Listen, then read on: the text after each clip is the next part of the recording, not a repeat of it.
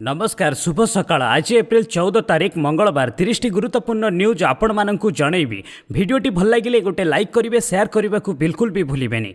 Number 1 Bhubaneswar में आउ जड़े महामारी आक्रांत चिन्हट सोमवार भुवनेश्वर बमिखाल अंचल आउ जड़े महामारी आक्रांत चिन्हट होती बयस 35 हेब से बमिखाल अन्य आक्रांत संस्पर्श आसी मुख्य मुखपात्र सुब्रत बागची सूचना देते महामारी आक्रांत 35 वर्षीय युवक जनक 22 मार्च रु 12 एप्रिल जाए बमिखाल जयदुर्गा नगर स्थित बेबीलोन अपार्टमेंट स्थित निज घरे रही कौन लक्षण देखा जाई नथिले मध्य संदेह स्वास्थ्य विभाग रक्त और स्वाब नमूना संग्रह कर परीक्षा पठाई 13 तारिख में पॉजिटिव आसी ए संपर्क में जना पड़ा पर किम्स हॉस्पिटल में भर्ती करा जायछि। नंबर 2 ओडिशा रे महामारी मुकाबला 9 मासर औषध और चिकित्सा उपकरण उपलब्ध अछि। सोमवार नियमित सांबादिक सम्मेलन में ओडिशा औषध निगम परिचालना निर्देशक जामिनी षडंगी कहते जे महामारी मुकाबला राज्य सरकार समस्त प्रकार पदक्षेप नहीं। मुख्यमंत्री नवीन पट्टनायक एथिपाई स्वतंत्र भावे 620 कोटी टंका मंजूर करिसेंती। ओडिशा औषध निगम माध्यम रे आवश्यक परिमाणर औषध और चिकित्सक उपकरण क्रय करा जायछि।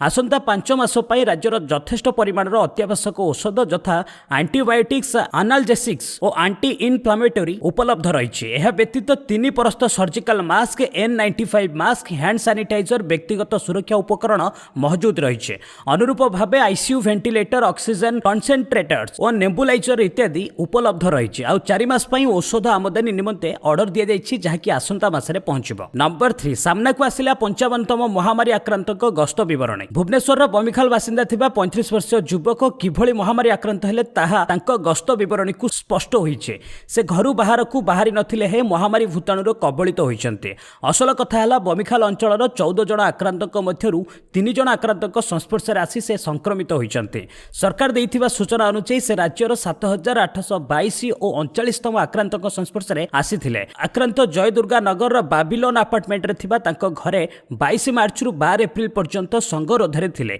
ए समय से बाहर को बाहरी नाहंती। तांको ठारे महामारीर कोनोसी लक्षण प्रकाश पाई नथिले मध्य 13 तारिख रे तांकर नमूना पॉजिटिव बाहरिছে। नंबर 4 रथ निर्माण पई श्रीक्षेत्र रे पहुंचिला 6ठ पर्यायर काठ। पवित्र अक्षय तृतीया दिन ठारू आरंभ हेबो महाप्रभुंक रथ निर्माण कार्य। सेथिपई सोमवार बड़दाण्ड रे 6ठ पर्यायर रथकाठ पहुंची। महामारी अनेक कटकणा भितर नयगढ़ बनखंडरू सोमवार 49 खंड असन धौरा और सिमिली काठ पहुंचवा पर ताकू रथ खड़े रखा जायछि। सेपटे कटक खपुरिया करतकल रे काठ चिरट करा जाउछि। तेबे महामारी स्थिति को देखि बैठक पर रथयात्रा किभଳି हेब से नहीं पदक्षेप नियाजिबो बोली श्रीमंदिर तत्वावधारक कहते। नंबर 5 आज देशवासी को संबोधित करिवे मोदी। आज सकाळ 10टारे प्रधानमंत्री मोदी देशवासी को संबोधित करिवे। एही समय से महामारी मुकाबला पाई लॉकडाउन अवधि वृद्धि संपर्क में बड़ घोषणा करेंगे बोली जना पड़े। वर्तमान स्थिति को देखि प्रधानमंत्री मोदी आउ 2 सप्ताह पाई लॉकडाउन अवधि वृद्धि करिपारंती।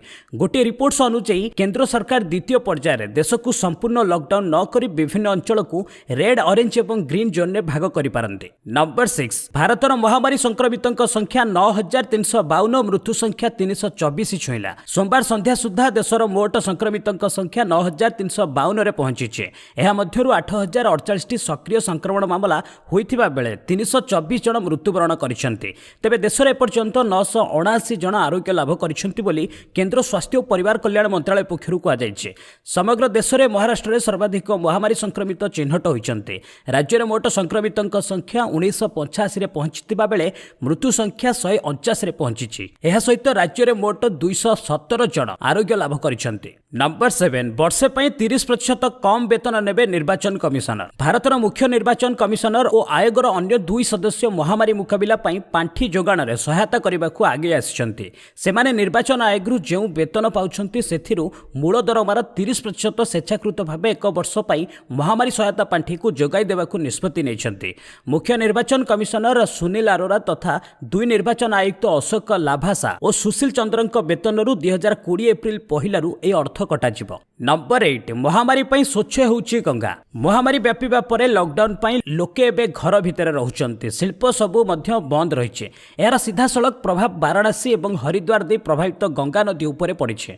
महामारी पई लॉकडाउन समय नदी जल को गुणवत्तार उन्नति घटुथिबा जणा पड़िছে। वर्तमान किछि वैज्ञानिक नियम गवेषणा परे जणाई जलर गुणवत्तार उन्नति घटिछि। एही नदी जल पीबा पई मध्य उपयुक्त बोली सेमाने दर्शाइछंती। नंबर 9 केउ व्यक्ति मानकर मागणा महामारी परीक्षा हेब ହେବ ମତ ବଦଳାଇଲେ ସୁପ୍ରିମକୋର୍ଟ। ଘରୋଇ ହସ୍ପିଟାଲରେ କେଉଁମାନଙ୍କର ମାଗଣା ପରୀକ୍ଷା ହେବ ତା ବିଷୟରେ ସୁପ୍ରିମକୋର୍ଟ ନିଜର ପୂର୍ବ ନିର୍ଦ୍ଦେଶରେ ପରିବର୍ତ୍ତନ ଆଣିଛନ୍ତି। ନୂଆ ନିର୍ଦ୍ଦେଶ ଅନୁଯାୟୀ ସମସ୍ତ ସରକାର ଘରୋଇ ଏବଂ ସରକାରୀ ଲାବୋରେଟୋରୀରେ ସମସ୍ତଙ୍କ ନମୁନା ମାଗଣାରେ କରାଯାଇ ହେବ ନାହିଁ।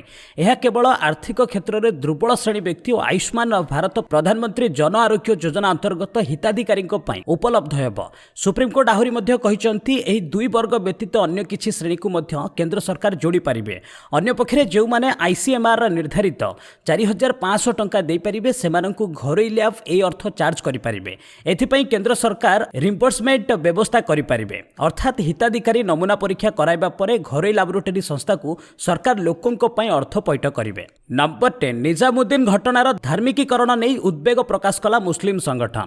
ନିଜାମୁଦ୍ଦିନ ଜମାତ ଘଟଣାକୁ ନେଇ ମୁସଲିମ ସଂଗଠନ ଜାମିଆତ ଉଲାମା ଇ ହିନ୍ଦ ସୁପ୍ରିମକୋର୍ଟଙ୍କ ଦ୍ୱାରସ୍ଥ ହୋଇଛି। ମରକାଜ ତବଲିଗ ଜମାତ ଘଟଣାରୁ ଧାର୍ମିକୀକରଣ ବନ୍ଦ କରିବାକୁ ଏହି ସଂଗଠନ ଆବେଦନ କରିଛି। ଏ ଘଟଣା ପାଇଁ ସମଗ୍ର ମୁସଲିମ ବର୍ଗକୁ ଦୋଷ ଦିଆଯାଉଥିବାରୁ ଏବଂ ବଦନାମ କରାଯାଉଥିବାରୁ ଏହା ଆର୍ଟିକଲ 21ର ଉଲ୍ଲଂଘନ ବୋଲି କୁହାଯାଉଛି। ନମ୍ବର 11 30 ଯାଏ ବଢ଼ିଲା ଭିସା ଓ ଇ ଭିସା ଅବଧି। ମହାମାରୀର ମୁକାବିଲା ଉଦ୍ଦେଶ୍ୟରେ ଗତ ମାର୍ଚ୍ଚ 24 ପରଠାରୁ 21 ଦିନିଆ ଲକଡାଉନ ପାଇଁ ଏହି ବିଦେଶୀ ନାଗରିକମାନେ ଅଟକି ରହିଛନ୍ତି।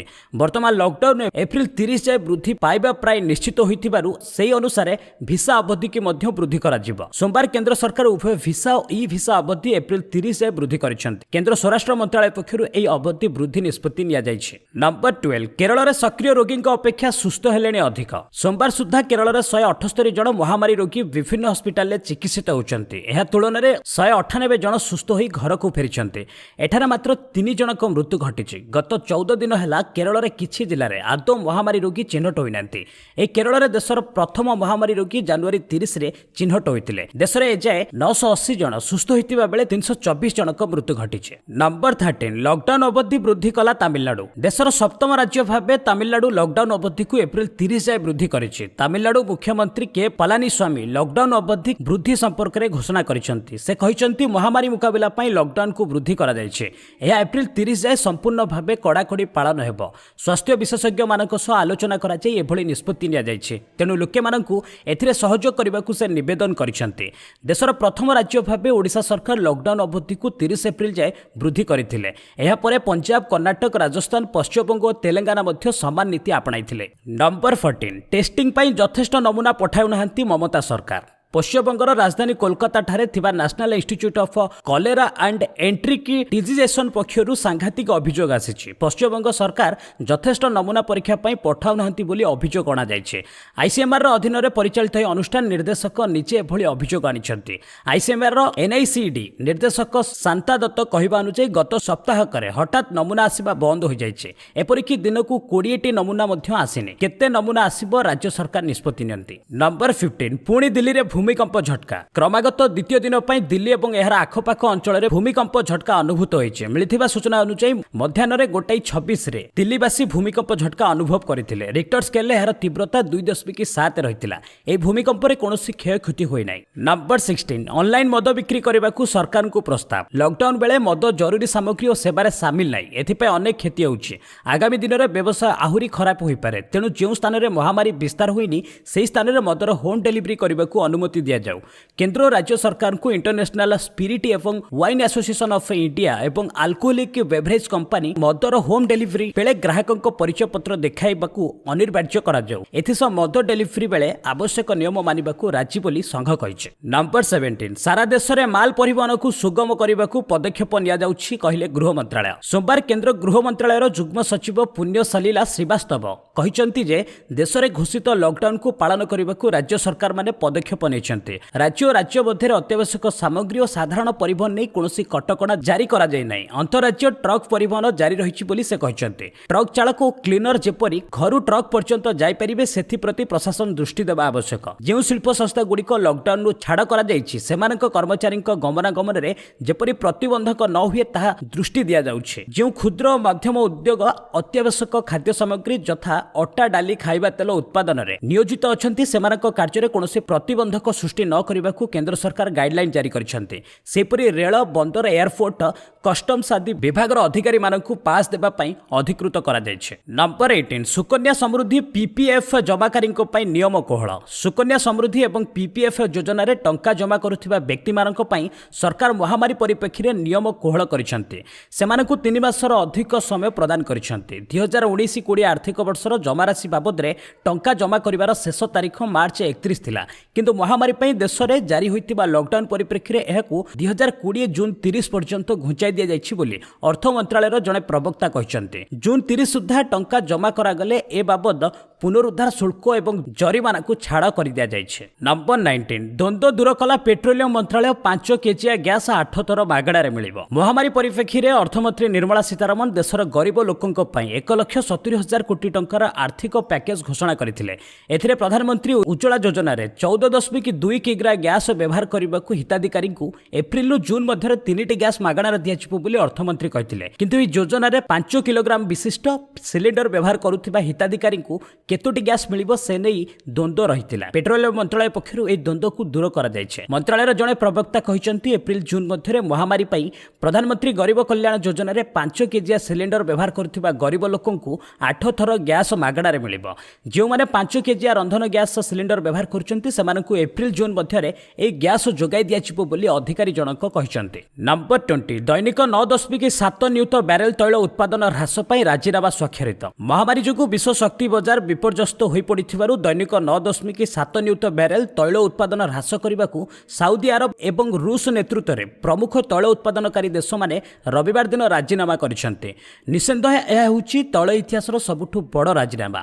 3 ଦିନ ଆଲୋଚନା, 2ଟି ଭିଡିଓ କନଫରେନ୍ସ ବୈଠକ ଏବଂ G20 ଶକ୍ତିମନ୍ତ୍ରୀମାନଙ୍କ ସହ ଗୋଟିଏ ବୈଠକ ପରେ ରୁଷ ଓ ସାଉଦି ଆରବ ଏହି ରାଜିନାମାରେ ମୋହର ଲଗାଇଥିଲେ। ଏହି ବୈଠକରେ ଅଧ୍ୟକ୍ଷତା କରିଥିଲେ ସାଉଦି ଆରବର ଶକ୍ତିମନ୍ତ୍ରୀ ରାଜକୁମାର ଅବଦୁଲ୍ଲାଜିଜ୍ ବିନ୍ ସଲମାନ। ନମ୍ବର 21 7 ମାସ ମହାଶୂନ୍ୟରେ ରହିବା ପରେ ବିଶ୍ୱକୁ ଫେରିବେ ମହାକାଶଚାରୀ। ଆସନ୍ତା ସପ୍ତାହରେ ଏଭଳି ଏକ ପରିବର୍ତ୍ତିତ ପୃଥିବୀକୁ ପ୍ରତ୍ୟାବର୍ତ୍ତନ କରିବା କଷ୍ଟସାଧ୍ୟ ହେବ ବୋଲି 6 ମାସ ହେବ ଇଣ୍ଟରନ୍ୟାସନାଲ ସ୍ପେସ୍ ଷ୍ଟେସନରେ ଥିବା ନାସାର 2 ଜଣ ମହାକାଶଚାରୀ ଭାବୁଛନ୍ତି। ଆଣ୍ଡ୍ରିଉ ମୋର୍ଗାନ କହିଛନ୍ତି ଯେ ମହାମାରୀ ସଂକ୍ରାନ୍ତ ସମାଚାର ମହାକାଶଚାରୀମାନଙ୍କୁ ଜଣାଇ ଦିଆଯାଉଛି। ଆସନ୍ତା ଶୁକ୍ରବାର ଦିନ ଆମର ଅଭିଯାନ ଶେଷ ହୋଇଥିବାରୁ ବାସ୍ତବରେ କ'ଣ କରାଯିବ ତାହା ବିଚାର କରିବା କଷ୍ଟକର ବ୍ୟାପାର। ଗତ ଶରତ ଋତୁର ପ୍ରଥମ କରି ଆରମ୍ଭ ଅଲ୍ ହ୍ୟୁମ୍ୟାନ୍ ସ୍ପେସୱାର୍କରେ ଭାଗ ନେଇଥିବା ଜେସିକା ମେର୍ କହିଛନ୍ତି ସମଗ୍ର ବିଶ୍ୱର ପରିସ୍ଥିତି ଦେଖିବାକୁ ବଡ଼ ବିଚିତ୍ର ଲାଗିବ, କିନ୍ତୁ ଏଠାରୁ ବିଶ୍ୱ ପୂର୍ବ ଭଳି ଅପୂର୍ବ ସୁନ୍ଦର ଦିଶୁଛି। ତେଣୁ ଆମେ ଏଠାରେ ଥିବା ଭିତରେ ଏତେ ସବୁ ବଦଳି ଯାଇଛି ସହଜରେ ବିଶ୍ୱାସ କରି ହେଉନାହିଁ। ଏଭଳି ସଙ୍କଟ କ୍ଷଣରେ ପ୍ରତ୍ୟାବର୍ତ୍ତନ କରିବାକୁ ତାଙ୍କୁ ଦୋଷୀ ଭଳି ଲାଗୁଛି ବୋଲି ସେ କହିଛନ୍ତି। ନମ୍ବର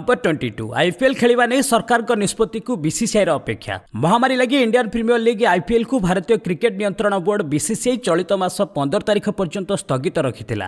ସମ୍ପ୍ରତି ମହାମାରୀର ପ୍ରକୋପ ଦେଶବାସୀ ଡରି ରହିଥିବାରୁ ଏହା ଉପରେ ଆଉଥରେ ନିଷ୍ପତ୍ତି ହୋଇପାରେ। ଆମେ ବର୍ତ୍ତମାନ ଏପ୍ରିଲ 15 ତାରିଖ ପର୍ଯ୍ୟନ୍ତ ଆଇପିଏଲ୍କୁ ସ୍ଥଗିତ ରଖିଛୁ। ଏବେ ଲକଡାଉନ ସମୟକୁ ପୁଣି ଏପ୍ରିଲ ଶେଷ ପର୍ଯ୍ୟନ୍ତ ବଢ଼ାଗଲାଣି। ମହାମାରୀ ଉପରେ ସରକାର କ'ଣ ନିଷ୍ପତ୍ତି ନେଉଛନ୍ତି ତାହା ଉପରେ ଆମେ ନଜର ରଖୁଛୁ। ତାପରେ କ'ଣ ନିଷ୍ପତ୍ତି ନେବୁ ଚିନ୍ତା କରିବୁ। ନମ୍ବର 23 ଆଇପିଏଲ୍ ନହେଲେ ଭାରତୀୟ ଦଳକୁ ଧୋନିଙ୍କ ପ୍ରତ୍ୟାବର୍ତ୍ତନ ଅସମ୍ଭବ ହୋଇଯିବ କହିଲେ ଶ୍ରୀକାନ୍ତ। ଯଦି ଚଳିତ ବର୍ଷର ଆଇପିଏଲ୍ ଖେଳା ନଯାଏ ତାହେଲେ ପୂର୍ବତନ ଅଧିନାୟକ ମହେନ୍ଦ୍ର ସିଂ ଧୋନି ଭାରତୀୟ ଟି20 ବିଶ୍ୱକପ୍ ଦଳକୁ ପ୍ରତ୍ୟାବର୍ତ୍ତନ କରିବା ଅସମ୍ଭବ ହୋଇଯିବ ବୋଲି ପୂର୍ବତନ ଚୟନ ସମିତି ଅଧ୍ୟକ୍ଷ କୃଷ୍ଣମଚାରୀ ଶ୍ରୀକାନ୍ତ ଶନିବାର ଏକ ସାକ୍ଷାତରେ କହିଛନ୍ତି। ଧୋନି ଶେଷ ଥର ପାଇଁ ଭାରତ ପକ୍ଷରୁ ଦିନିକିଆ ବିଶ୍ୱକପ୍ରେ ସେମିଫାଇନାଲରେ ଖେଳିଥିଲେ। ତେବେ ଧୋନିଙ୍କ ଭଳି ଜଣେ ସଫଳ ଖେଳାଳି ହୋଇଥିଲେ ବି ବ୍ୟକ୍ତିଗତ ସ୍ୱାର୍ଥ ଅପେକ୍ଷା ଦଳୀୟ ସ୍ୱାର୍ଥ ପ୍ରଥମେ ଆସିବ ବୋଲି ଶ୍ରୀକାନ୍ତ କହିଛନ୍ତି। ଶ୍ରୀକାନ୍ତଙ୍କ ମତରେ କୋଏଲ ରାହୁଲ ୱିକେଟ୍ ରକ୍ଷକ ବ୍ୟାଟ୍ସମ୍ୟାନ୍ ଭାବେ ଦଳ ସହ ରହିବେ, କାରଣ ଋଷଭ ପନ୍ତଙ୍କ ସ୍ଥାନକୁ ନେଇ ସେ ମଧ୍ୟ ଦ୍ୱନ୍ଦ୍ୱରେ ଅଛନ୍ତି। କିନ୍ତୁ ପନ୍ତଙ୍କ ପାଖରେ ପ୍ରତିଭା ଭରପୁର ଥିବା ଶ୍ରୀକାନ୍ତ ସ୍ୱୀକାର କରିଛନ୍ତି। ତେଣୁ ପନ୍ତଙ୍କୁ ଦଳରେ ନିଆଗଲେ ଭୁଲ ହେବ ନାହିଁ ବୋଲି ସେ କହିଛନ୍ତି। ନମ୍ବର 24 ଇପିଏଫ୍ ଜମା ରିହାତି ବିଜ୍ଞପ୍ତି ଜାରି କଲା ଶ୍ରମ ମନ୍ତ୍ରାଳୟ। ମହାମାରୀ ପାଇଁ କେନ୍ଦ୍ର ସରକାର ପ୍ରଧାନମନ୍ତ୍ରୀ ଗରିବ କଲ୍ୟାଣ ଯୋଜନା ଗତ ମାସ 26 ତାରିଖରେ ଘୋଷଣା କରିଛନ୍ତି। ଇପିଏଫ୍ ଲାଗୁ ହୋଇଥିବା ଛୋଟ ଛୋଟ ସଂସ୍ଥାଗୁଡ଼ିକ ବର୍ତ୍ତମାନ ପରିସ୍ଥିତିରେ ଆର୍ଥିକ ଅସୁବିଧା ଦେଇ ଗତି କରୁଥିବାରୁ ସେମାନଙ୍କ ସରକାର ପ୍ୟାକେଜରେ ରିହାତି ପ୍ରଦାନ କରିଛନ୍ତି। ଇପିଏଫ୍ ସୁବିଧା ପାଉଥିବା କର୍ମଚାରୀ ଯେଉଁମାନଙ୍କର ବେତନ 15,000 ଟଙ୍କାରୁ କମ୍ ସେମାନଙ୍କର 3 ମାସର ଇପିଏଫ୍ ଯୋଗଦାନ ସରକାର ଜମା କରିବେ। 100 ଜଣ ପର୍ଯ୍ୟନ୍ତ କର୍ମଚାରୀଙ୍କୁ ନିଯୁକ୍ତି ଦେଇଥିବା ପ୍ରତିଷ୍ଠାନ କାରଖାନା ଯେଉଁଥିରେ 90% ବା ତଦୁର୍ଦ୍ଧ କର୍ମଚାରୀ ମାସିକ 15,000 ଟଙ୍କାରୁ କମ୍ ବେତନ ପାଉଛନ୍ତି ସେମାନଙ୍କ ପାଇଁ ଏହି ସୁବିଧା ମିଳିବ। ଅର୍ଥମନ୍ତ୍ରୀ ଘୋଷଣା କରିଥିବା ପ୍ୟାକେଜକୁ କାର୍ଯ୍ୟକାରୀ କରିବା ପାଇଁ ଶ୍ରମ ମନ୍ତ୍ରାଳୟ विज्ञप्ति जारी करिছে। नंबर 25 एफपीआई उठाई नेले 9103 कोटी। वर्तमान महामारी लगी शेयर बाजार कारबार गभीर भाव प्रभावित होइছে। फॉरेन पोर्टफोलियो इन्वेस्टर बा विदेशी निवेशक माने चलित मास वर्तमान समय पर्यंत 9103 कोटी टंका उठाई नेछन्ते। निवेशक माने बे सुना एवं डॉलर आधारित प्रतिभूति उपरे फोकस करुथिबा बाजार विशेषज्ञ माने मत प्रकाश करिसन्ते। सुरक्षित विकल्प को निवेशक माने एबे गुरुत्व देउथिबारु पुंजी बाजार को अर्थ काढुछन्ती बोली विशेषज्ञ कहिसन्ते। नंबर 26 10 को श्रेष्ठ 5 बैट्समैन को मध्य 2 भारतीय। महामारी जोगु वर्तमान सारा विश्व रे लॉकडाउन जारी रहिछि एवं एही समय रे खेलाड़ी अधिकांश समय सोशल मीडिया रे बिताउछन्ती। एही क्रम रे दक्षिण अफ्रिकार pace bowler Dale Steyn social media रे प्रशंसकक सह चाट करिसन्ती। एहा मध्य रे जणे प्रशंसक स्टेन को प्रश्न करथिले जे तांको समय रे सर्वश्रेष्ठ बैट्समैन किए। जवाब रे स्टेन कोनोसी जणे बैट्समैन को ना नै नथिले। से 5 जण बैट्समैन को निज समय रे श्रेष्ठ बोली कहिथिले श्रेष्ठ करथिले। ए 5 जनक मध्य रे स्टेन भारतर सचिन और द्रविड़ को व्यतीत ऑस्ट्रेलिया रो पूर्वतन कैप्टेन रिकी पॉन्टिंग, इंग्लैंड रो केविन पीटरसन एवं वेस्टइंडीज क्रिस गेल को शामिल करिसन्ते। नंबर 27 धोनी को क्रिकेट कैरियर शेष होई नै। धोनी को नै पूर्वतन बैट्समैन वीवीएस लक्ष्मण मुह खोलिसन्ते। लक्ष्मण को मतरे धोनी को क्रिकेट कैरियर शेष होई नै। जदि धोनी चाहिबे ताहाले से आउ 2-3 वर्ष चेन्नई सुपर किंग्स पक्षरु आईपीएल खेली परिबे।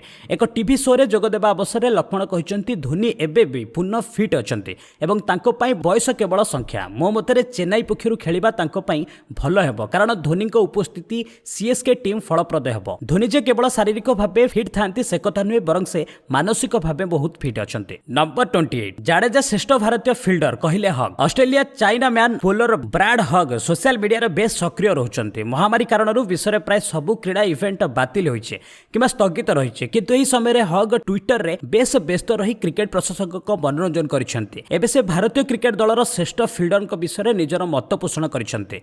रविंद्र जाडेजा को से भारतर श्रेष्ठ फील्डर भाबे विवेचना करिसन्ते। ट्विटर रे एक प्रश्न उत्तर दे से एही कथा कहिसन्ते। नंबर 29 निज हॉस्पिटल दान कले ड्रोग्बा। आइवरी कस्ट फुटबॉलर तथा पूर्वतन चेल्सी फॉरवर्ड डिडिएर ड्रोग्बा निज देश आइवरी कस्ट रे थिबा हॉस्पिटल को दान करिसन्ते। आइवरी कस्ट पई प्रतिनिधित्व करी से 105टी मैच खेली 65टी गोल स्कोर करिसन्ते। चेल्सी तरफरु खेली से चैंपियनशिप लीग टाइटल मध्य हासिल करिसन्ते। एही महामारी लढई पई से आबिडजान रे थिबा लॉरेंट पुकु हॉस्पिटल व्यवहार करबाकू प्रस्ताव दैछन्ते। ड्रोग्बा एही बदान्यता पई तांकू आमे कृतज्ञता जणाछु बोली सिटी रीजनल काउंसिल मुख्य विंसेंट तुहिब कहिसन्ते। नंबर 30 दिन मजुरिया को खाद्य जोगाइले फुटबॉलर सुभाशिष। भारतीय फुटबॉलर तथा इंडियन सुपर लीग दलर Mumbai City left back Subhasish Bose महामारी मुकाबिला रे शामिल होइछन्ते। दक्षिण कोडिया प्रांगण स्थित तांका घरोई सहर सुभाष ग्राम रे से गृहहीन और रोजगार हराइथिबा लोकन को खाद्य प्रदान करिसन्ते। दिन मजुरिया रिक्शावाला लाइन रे ठिया होई खाद्य संग्रह करुछन्ते। सुभाशिष निजे